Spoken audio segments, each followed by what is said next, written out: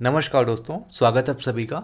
दोस्तों आज की क्लास में हम CGPC प्री पेपर 1 के सॉल्यूशन को कंटिन्यू करेंगे। ये इसका दूसरा पार्ट है। पहले पार्ट में हमने 20 क्वेश्चन को सॉल्व किया है, तो अगर आपने वो पार्ट नहीं देखा है तो पहले वो पार्ट देख लीजिएगा।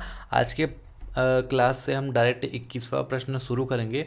21वां प्रश्न है कि किसी पार्टी को एक राज्य पार्टी के रूप में मान्यता तब मिलता है जब, अब बहुत सारे कंडीशन दिए हुए हैं, तो इसमें मैं आपको बता देता हूँ। कोई भी पार्टी को मान्यता तब मिलता है यदि कोई पार्टी लोकसभा या राज्यसभा विधानसभा के चुनाव में कुल वैध मतों का कम से कम 6% प्राप्त किया हो और लोकसभा में 1 सीट या राज्यसभा में 2 सीट अगर जीता हो। तो ये जो पहला कंडीशन है वह संबंधित राज्य के किसी आम विधानसभा चुनाव में पड़े कुल वैध मतों का 6% प्राप्त पाई हो, तो ये तो सही है। ठीक है, यहाँ पे वो चीज़ लिखा हुआ है। दूसरा कंडीशन, विधानसभा चुनाव में 2 सीट जीत पाई है, तो ये चीज़ भी यहाँ पे लिखा हुआ। तो ये जो दोनों कंडीशन है वो सही है, और ये जो तीसरा और चौथा कंडीशन ये गलत होता है। तो उत्तर जो सी है ये आपका सही होता है। इसके बारे में और डिटेल यहाँ पे मैंने लिख दिया है।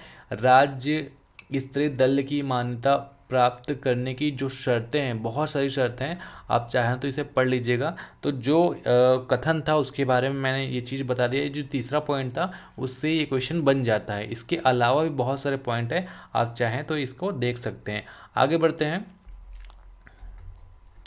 अगला प्रश्न है, आधुनिक युग के प्रसिद्ध चित्रकार राजा रवि वर्मा का जन्म किस वर्ष हुआ था? तो इनका जन्म 29 अप्रैल 1848 को हुआ था। भारत के विख्यात चित्रकार थे।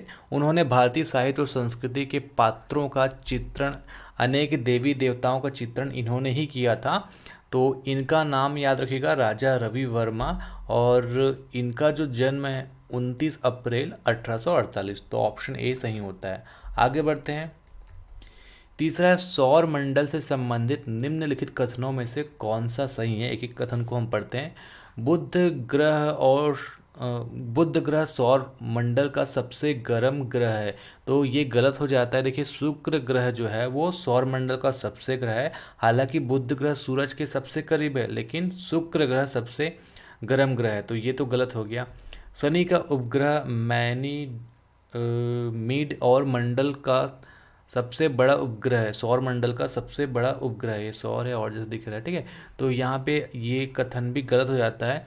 टाइटन शनि का सबसे बड़ा और सौर मंडल का दूसरा सबसे बड़ा चंद्रमा है, तो ये भी गलत हो जाता है। नेपच्यून उपशून्य तापमान वाले मीथेन गैस के विलयों से घिरा रहता है, ये बिल्कुल सही है। नेपच्यून सोलर सिस्टम का 8वां ग्रह है और इसे चौथा सबसे बड़ा ग्रह माना जाता है। यहाँ हाइड्रोजन, हीलियम और मीथेन गैस पाई जाती है, तो ये चीज़ आपका सही हो जाता है। फोबस एवं डाइमस मंगल के 2 उपग्रह हैं, तो ये भी सही है। तो आपका तीसरा और चौथा उत्तर सी आपका सही हो जाता है। आगे बढ़ते हैं। 24वां क्वेश्चन है, ऊर्ध्वाधर तल एवं क्षैतिज तल में कोणीय दूरी को मापने में प्रयुक्त होने वाला यंत्र कौन सा है? तो इस यंत्र का नाम है थियोडोलाइट। थियोडोलाइट एक ऐसा यंत्र है जिसमें क्षैतिज और ऊर्ध्वाधर कोणों को मापा जाता है सही सही तरीके से। इसका उपयोग व्यापक रूप से सर्वेक्षण के कार्यों में किया जाता है। सर्वेक्षण के कार्यों में किया जाता है, नाम है थियोडोलाइट। अगला है, जूट की खेती के बारे में निम्न में से कौन से कथन सही है? इसको हम देखते हैं। तो जूट एक रबी फसल है, ये कथन सही है। जूट की फसल के लिए उच्च तापमान सहित आर्द्र जलवायु की ज़रूरत पड़ती है, ये भी कथन सही है। भारत में जूट की खेती मुख्य रूप से देश के पूरी क्षेत्र तक सीमित है, तो ये जो तीनों कथन है ये सही है। तो आपका जो आंसर हो जाएगा वो सी हो जाएगा। 1, 2 और 3 सभी सही हैं। फिर आगे आते हैं, क्वेश्चन नंबर 26 देखते हैं। IRDAI ने किसकी अध्यक्षता में standard cyber liability insurance product की आवश्यकता की जांच हेतु पैनल का गठन किया? तो इस पैनल के जो अध्यक्ष है किसकी अध्यक्षता में किया? ऑप्शन बी इसका सही जवाब है। इसकी व्याख्या हम देख लेते हैं। भारत साइबर क्राइम के मामले में तीसरे नंबर पर है। इस कारण इसको दूर करने के लिए साइबर सिक्योरिटी के बढ़ते खतरों को देखते हुए इस पैनल का गठन किया गया, जो पैनल का नाम है standard cyber liability insurance product है ना। तो इसका जो गठन हुआ IRDAI की ओर से किया गया। पैनल में कुल 9 लोग होंगे। इस पैनल की अध्यक्षता लायबिलिटी इंश्योरेंस के सलाहकार पी उमेश करेंगे। तो ये आपको याद रखना है।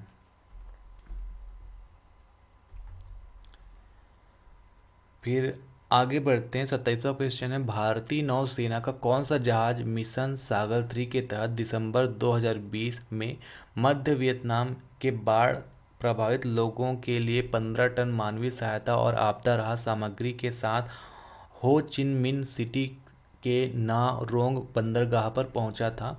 तो इस का जो सही जवाब है वो answer C, INS Kiltan. INS Kiltan के बारे में हम आगे और पढ़ लेते हैं। मिशन सागर 3 के अंतर्गत भारतीय नौसेना का पोत आईएनएस किल्तान 24 दिसंबर 2020 को हो चिन मिन सिटी के नाहरोंग बंदरगाह पर पहुंचा। यह मिशन कोविड महामारी के दौरान विदेशी मित्र देशों को भारत की ओर से मानवता के नाते सहायता और आपदा राहत पहुंचाने का एक हिस्सा था। तो ये चीज़ आप याद रखिएगा, आईएनएस किल्तान इसका सही जवाब है। फिर 28वां क्वेश्चन देखते हैं। यूएनडीपी द्वारा किस भारतीय को SDG special humanitarian action award प्रदान किया गया? तो इसका जो सही जवाब है वो है सोनू सूद, ऑप्शन डी। देश भर में कोरोना महामारी के चलते लगे लॉकडाउन में फंसे प्रवासी मजदूरों की मदद करने वाले बॉलीवुड अभिनेता सोनू सूद को ADG special humanitarian action award से सम्मानित किया गया। उन्हें ये सम्मान संयुक्त राष्ट्र विकास कार्यक्रम अर्थात यूएनडीपी ने दिया है। आगे बढ़ते हैं। 29वां प्रश्न है, किस क्रिकेट खिलाड़ी को ICC men's test player of the decade घोषित किया गया? तो इसका ऑप्शन है option C, Steve Smith. Australia खिलाड़ी हैं। ऑस्ट्रेलियाई बल्लेबाज स्टीव स्मिथ को आईसीसी दशक का बेस्ट टेस्ट क्रिकेटर चुना गया।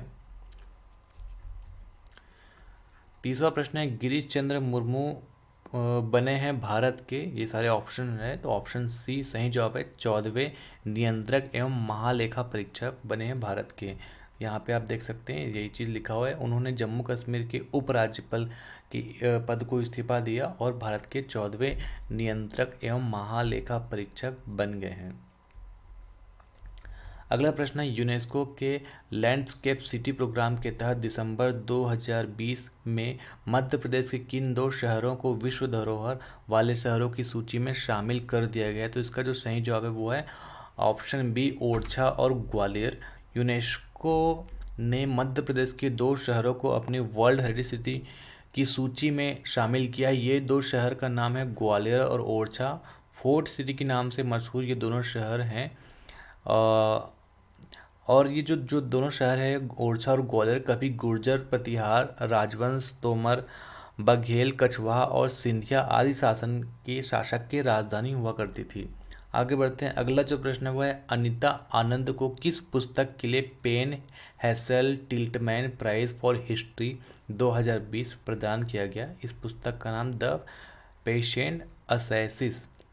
ब्रिटिश भारतीय पत्रकार और लेखिका अनीता आनंद की किताब the patient assassin a trail of massacre revenge and the Raj, ये इसका पूरा नाम है, को यहाँ का प्रतिष्ठित इतिहास साहित्य पुरस्कार प्रदान किया गया है। उल्लेखनीय है कि इस किताब में उन्होंने वर्ष 1919 में अमृतसर के जलियांवाला बाग में हुए नरसंहार से घिरे हुए एक युवक क्रांतिकारी उधम सिंह की कहानी को पिरोया है। तो जलियांवाला बाग हत्याकांड से संबंधित है, ये चीज़ आप ध्यान रख सकते हैं। और इसका पूरा नाम आप चाहें तो यहाँ पे देख सकते हैं।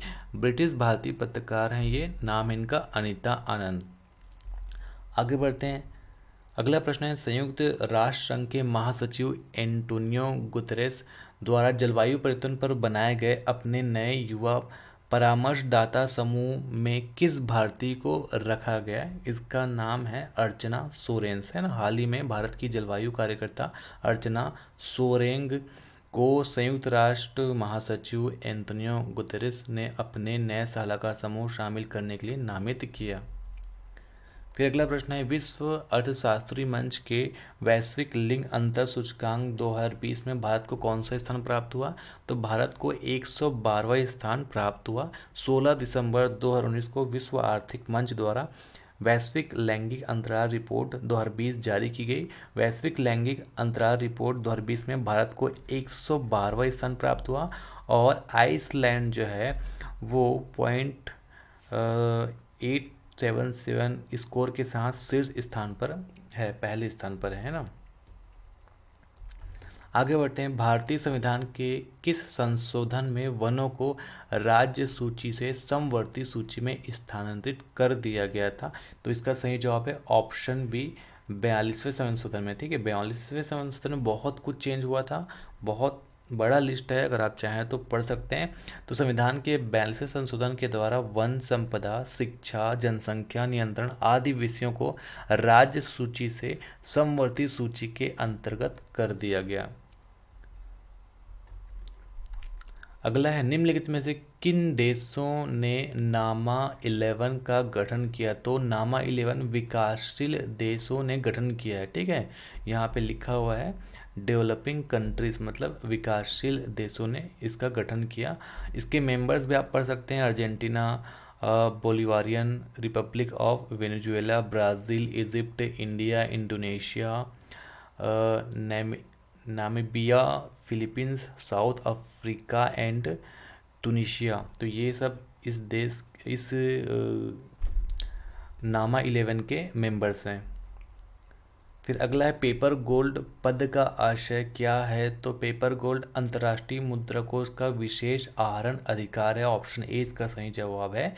विशेष आहरण अधिकार को पेपर गोल्ड के रूप में जाना जाता है। पेपर गोल्ड के जरिए खुदरा निवेशक को छोटी रकम से भी सोने में निवेश करने का विकल्प मिलता है। सामान्यतः पेपर गोल्ड में निवेश न्यूनतम 1 यूनिट जो 1 ग्राम सोने के बराबर होता है। ठीक है, एक पेपर गोल्ड मतलब 1 ग्राम सोने के बराबर का वैल्यू होता है। इसे विशेष आहरण अधिकार SDR के नाम से जाना जाता है, स्पेशल ड्रॉइंग राइट्स।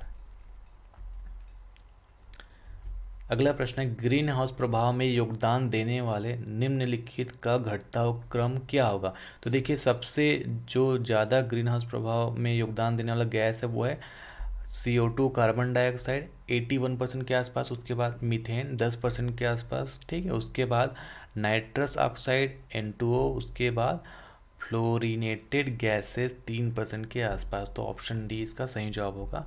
फिर आगे बढ़ते हैं, क्षेत्रफल की दृष्टि से निम्नलिखित जीवमंडल संरक्षण क्षेत्रों का घटता हुआ क्रम क्या होगा?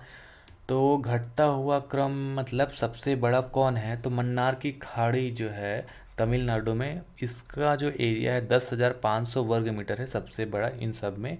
उसके बाद सुंदरवन का एरिया 9,630 वर्ग मीटर। फिर पंचमढ़ी बायोस्फीयर का एरिया 4,981 वर्ग मीटर। फिर कंचनजंगा इन सब में सबसे छोटा 2,620 वर्ग मीटर। तो ऑप्शन होना चाहिए मन्नार की खाड़ी, सुंदरवन, पंचमढ़ी, कंचनजंगा, है ना।